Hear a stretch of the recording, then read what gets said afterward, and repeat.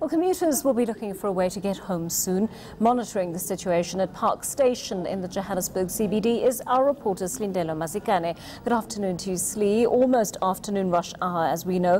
What is the situation looking like from where you're standing?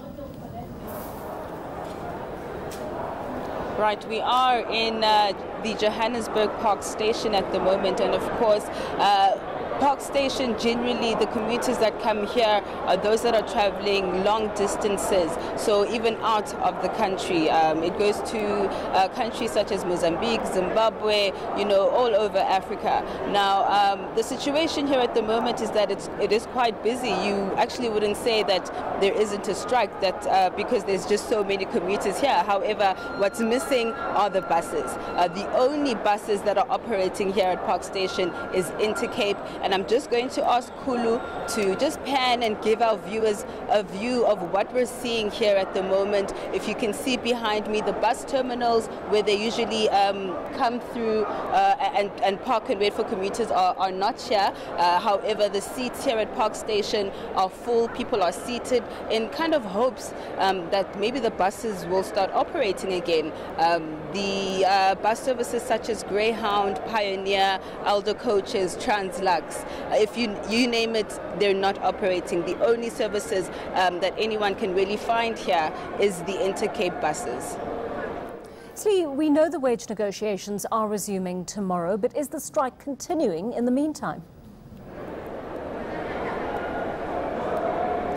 In the meantime, bus drivers have basically said that the strike continues. We understand that, negotiations are set to resume tomorrow, with the CCMA being roped in due to this deadlock between employers and the unions. However, when we spoke to bus drivers today, they were adamant that, they don't want anything less than what they've asked for on the table, which is that 12% increase, which basically brings up the minimum wage to be 8,000 Rand. Some of the bus drivers said what they're earning right now is just not a living wage. They can barely make ends meet. They can barely support their children, and they're just saying enough is enough.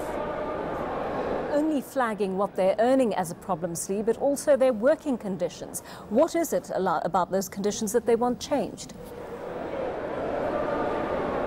Indeed, Joanne. It's not just the wage issue that's the problem here. They're saying that, the working conditions are basically deplorable.